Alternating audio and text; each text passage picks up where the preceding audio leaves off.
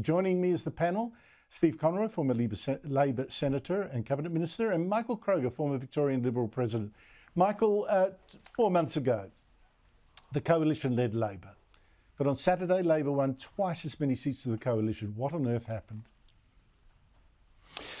Well, 6 weeks ago, Andrew, Peter Dutton was on 72 seats, which I mentioned a number of times. He was 51.5%, 52% TPP in all of the polls. So all of the problems people say that the Liberal Party had, they were known 6 weeks ago, but still Peter Dutton was 1.5% to 2% in front on the two-party preferred vote, or 3 to 4 if you put Labor at 48 to 52. All of that was known.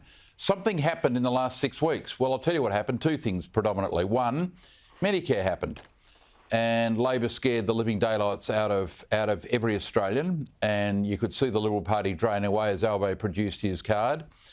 And the second thing is they associate us with Donald Trump, who is not that popular in Australia. And I'm absolutely sure, by the way, Andrew, that Albo said in his call with President Trump this morning that one of the reasons I got re-elected, Mr. President, was I got all of my team to say how much you were hated in this country and how I associated my opponent, the bloke you don't know, we associated him with you, and because you're so disliked, I was re-elected because of you. So thank you very much, Mr. President.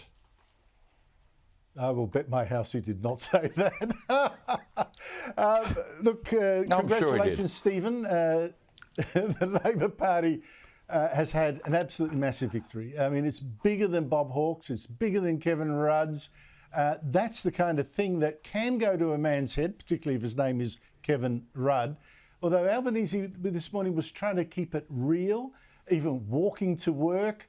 Some on the right now say, oh, watch out with all this, it's going to lurch even more to the left.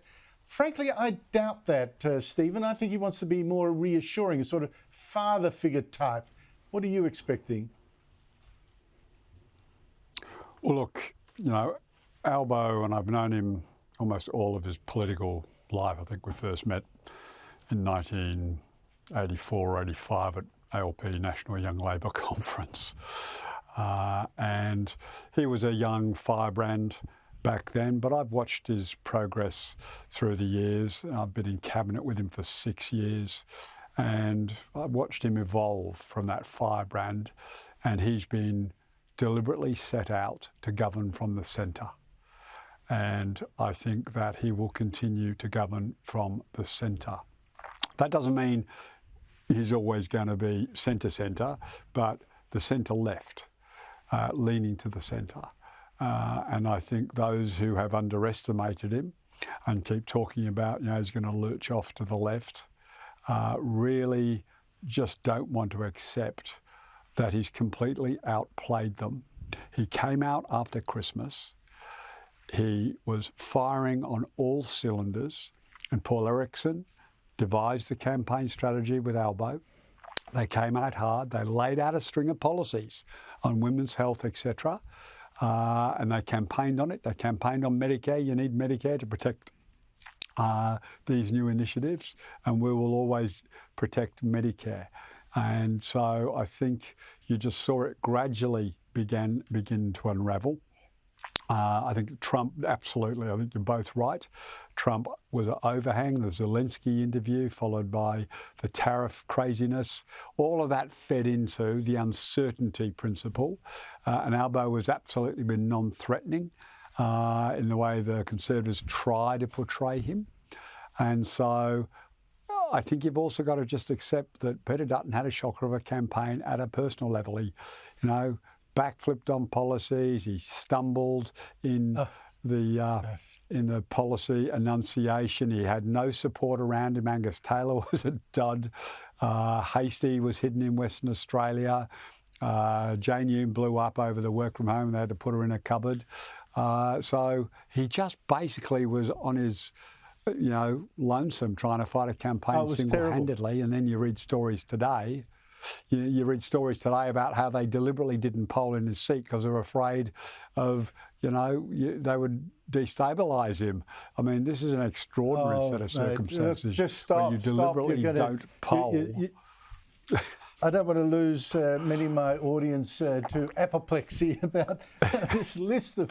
I mean, this will go down in history as arguably, I'm trying to think, the worst campaign ever run. I mean, you might say Mark Latham blew up a campaign by trying to wrench John Howard's arm out of his socket. But, I mean, that was one isolated incident. This was just one damn thing after another. Michael, given all that, the role of a leader is clearly so important. Who should lead the Liberals now? Well, Andrew, I'm going to take my cue from Aaron Violi and say that this is a matter for the Parliamentary Party. Of course, I would have a view, but people who've been in the organisational wing trying to tell the members... Let me rephrase. Well, people in the organisational wing trying to tell... What kind of person?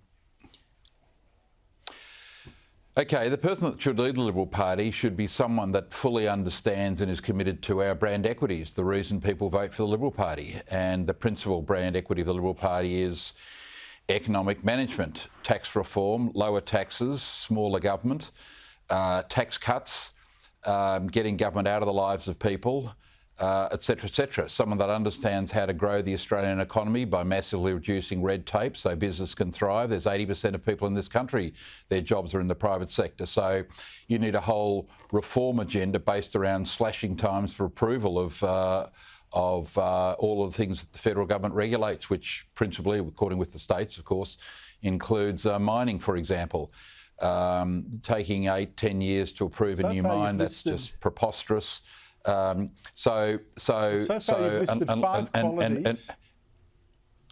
also debt and deficit. The Liberals on this election campaign delivered on only 2 of them.